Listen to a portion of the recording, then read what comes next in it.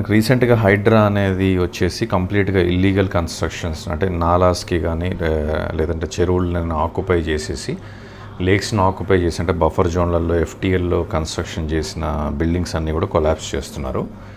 So ఇదేంటంటే government is saying that the previous గవర్నమెంట్లో ఎలా పడితే అలా పర్మిషన్స్ అనేవి శాంక్షన్ చేశారు, దానివల్ల we're going to collapse. So ఇది ongoing buzz in the real estate now.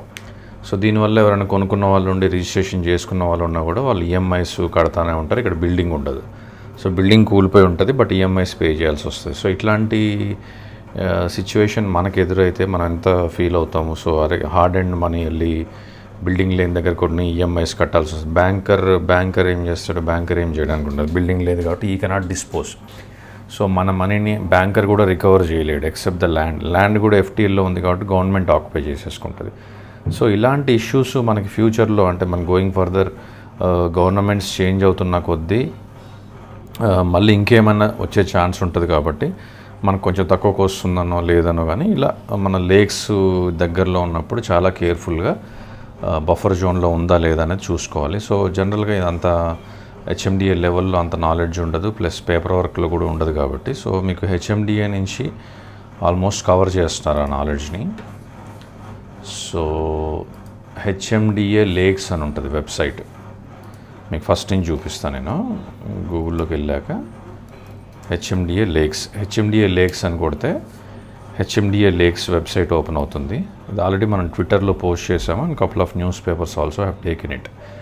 So ఇది ఇక్కడ వచ్చిన తర్వాత మనం కొనుక్కున్న ఏరియా బట్టి suppose if you're staying in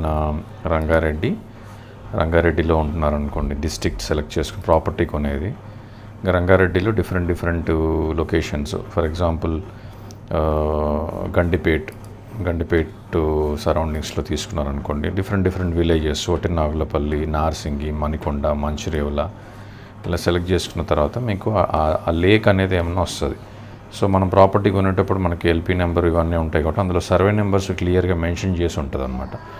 so ఆ సర్వే నెంబర్స్ని మనం ఇక్కడ ఎఫ్టీఎల్లో కానీ సెడస్ట్రీల్లో కానీ క్రాస్ చెక్ చేసుకోవచ్చు. ఒక్కొక్క దాంట్లో ఒక మ్యాప్ ఇచ్చారు. So but in case FTL అనుకోండి, ఎఫ్టీఎల్ అయితే ఎఫ్టీఎల్లో బఫర్ లిమిట్ అనేది ఉంటుంది, సెడస్ట్రియల్ అయితే సెడస్ట్రియల్లోకి వెళ్ళి చూసుకోవచ్చు. సపోజ్ ఈ లేక్ ఉందనుకోండి, ఈ లేక్కి ఫిజికల్గా సర్వే చేసి గవర్నమెంట్ నుంచి ఫిజికల్గా సర్వే చేసి సర్వే మ్యాప్ అనేది అవైలబుల్గా ఉంటుంది. సో బఫర్ జోన్ కూడా 30 మీటర్స్ అని డిక్లేర్ చేశారు. సో అఫీషియల్స్ కూడా ఈ 30 మీటర్స్ లోపు కనుక ఉంటే పర్మిషన్ ఇవ్వకూడదు. బట్ ఒక్కొక్కసారి మనకి anything can happen in India అన్నట్టు. సో ఒక్కొక్కసారి పర్మిషన్స్ ఇచ్చి ఉంటే మనం ఒక 5 మీటర్ 10 మీటర్ గ్యాప్లో కూడా మిస్ అయ్యే ఛాన్స్ ఉంటుంది. సో ఆ టైంలో కనుక కొనుక్కొని ఉండుంటే దాంట్లో ఇష్యూస్ ఫేస్ చేయాల్సి వస్తుంది ఫ్యూచర్లో. If not now maybe after 10 years 20 years 30 years మన ఈఎంఐ ఏది కూడా 5-10 yearsకి పెట్టుకోము, 25 years 20 years పెట్టుకుంటున్నాం కాబట్టి anything can happen in future. So ఇవి మనం కొనుక్కునేటప్పుడు చాలా కేర్ఫుల్గా చూసుకోవాలి. సో ఈ బఫర్ జోన్ చెక్ చేసుకోవచ్చు survey number. In case survey number 290 అనుకోండి, మనది 290 ఇటు ఉంది, చెరువులో ఉంది. సో 290లో బై పార్ట్స్ ఉంటాయి, మళ్ళీ 290/2 290/3 ఆ పాస్బుక్స్ సర్వే నెంబర్స్ ప్రాపర్గా చెక్ చేసుకొని కుదిరితే ఆఫీస్కి హెచ్ఎండి ఆఫీస్కి వెళ్ళడమో లేదంటే మనకి ఇక్కడ మైత్రివనంలో ఆఫీస్ ఉంది, ఆఫీస్కి వెళ్ళిపోయి క్లియర్గా ఈ ప్రాపర్టీ కొంటున్నాను, సో నేను ఒక గవర్నమెంట్ అఫీషియల్తో మాట్లాడాలంటే మీరు మాట్లాడవచ్చు. మ్యాటర్ ఆఫ్ స్మాల్ ఎక్స్పెన్సెస్తో అయిపోతుంది. చూసుకొని whether it is really falling under the buffer zone అన్నట్టు. ఇంకా కొన్ని సర్వే నెంబర్స్ హెచ్ఎండిలో అప్లోడ్ అయ్యి కొన్ని అప్లోడ్ కాలే ప్రాపర్గా. సో ఇది మీరు చెక్ చేసుకోవచ్చు. Always better to visit the government office better instead of depending on the online material. So ఆన్లైన్లో కూడా బేసిక్ వెరిఫికేషన్ చేసుకోవచ్చు, but to cross check further ఏదైనా లేక్ బఫర్ జోన్లో ఉన్న మనకి ఏదైనా ఉన్నా కూడా ఈ ఎస్పెషల్లీ సిటీ లిమిట్స్లో ఆల్రెడీ హెచ్ఎండిఏ మార్క్ చేసి ఉంటుంది కాబట్టి ఈ లేక్ని ఇష్యూ అవుతుంది. అదర్వైజ్ ఏదైనా పట్టా ల్యాండ్లో వాటర్ స్టోర్ అయి ఉంటే అట్లాంటి వాటికి మార్క్ చేయనంత వరకు ఏం కాదు. బట్ ఇప్పుడు ఈ సిటీ లిమిట్స్లో ఉన్న వాటికి అన్నిటికి కూడా హెచ్ఎండిఏ ఈజ్ నౌ గవర్నమెంట్ వచ్చి హెచ్ఎండిఏను ఇన్స్ట్రక్ట్ చేసింది కంప్లీట్గా కబ్జాల్లో ఉన్నాయని కూడా క్లియర్ చేయమని. సో ఇలా మీరు చెక్ చేసుకోవచ్చు. ఇంకా ఎఫ్టీఎల్ కూడా అవైలబుల్గా ఉంటుంది. సో ఎఫ్టీఎల్ అంటే ఫుల్ ట్యాంక్ లెవెల్, అంటే ఫుల్గా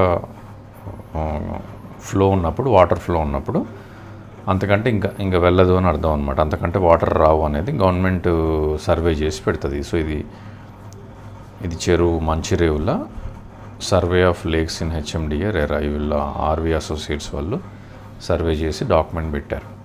బట్ ఈ డాక్యుమెంట్లో కూడా చిన్న మైనర్ మిస్టేక్స్ ఉండొచ్చు. ఎందుకంటే మాస్టర్ ప్లాన్లోనే సరిగ్గా సర్వే నెంబర్స్ చాలా మిస్టేక్స్ ఉంటాయి. మేము ఇప్పుడు ప్రాజెక్టులు చేస్తుంటే అప్రూవల్స్కి వెళ్ళినప్పుడు రాంగ్ సర్వే నెంబర్ ఉంటుంది. ఒక్కొక్కసారి విలేజ్ బౌండరీలో సర్వే నెంబర్స్ పడతాయి. సో మళ్ళీ మేము కరెక్షన్ పెట్టుకోవాల్సి వస్తుంది హెచ్ఎండిఏకి. సో ఇలా చాలా ఇష్యూస్ కూడా హెచ్ఎండిఏ మాస్టర్ ప్లాన్లో ఉన్నాయి.